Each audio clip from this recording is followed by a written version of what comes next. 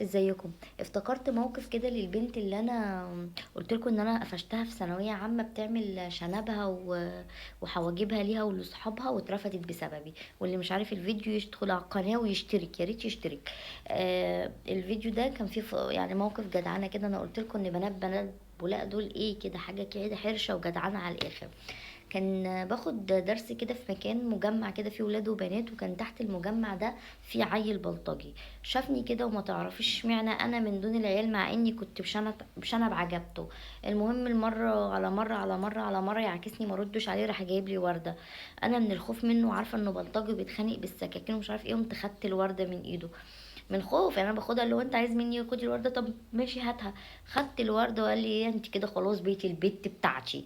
انا ما فهمتش. تاني يوم ما انا البت بتاعته بقى، راح موقفني.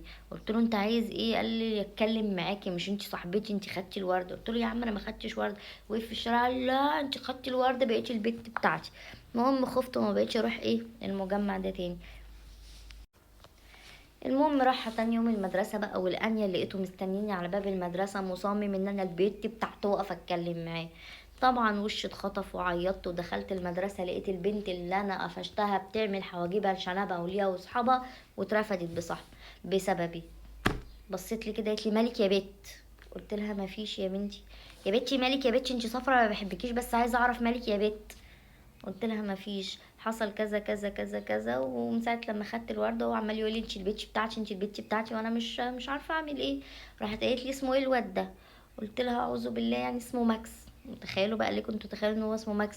قالت لي ماكس الواد اللي بيقف في الحته الفلانيه. قلت لها بيتش يا اميره، بيتش يا اميره، البيتش الصفرا اللي خبصت علينا ان احنا عملنا شنبته في الفصل واترفدنا بسببها.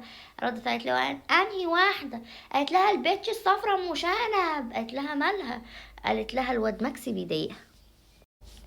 يحيى ابن صحي. المهم من جدعنتهم جم معايا تاني يوم المجمع ده، ما لقاهوش. راحوا تاني يوم يعني مصممين، اول ما شافوه ماكس البيتش دي بنت خالتي وانت بتضايقها. قال لهم انا ما اعرفش انها بنت خالتي. قالت لا لا بنت خالتي، ولو جيت جنبها تاني انا هخلي احمد بق وابراهيم ملاوينا يتصرفوا معاك يا ماكس. قال لها ماشي يا زميله، انا ما كنتش اعرف. ترد عليه وتقول له ايه؟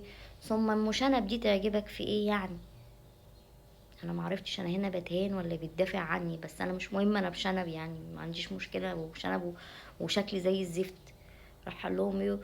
انا لقيتها بنت كده بتخاف من خيالها وطريه، وقلت ارخم عليها، بس ما اعرفش انها بنت خالتك والله يا زميله. قلت له طب عموما مالكش دعوه بيها تاني.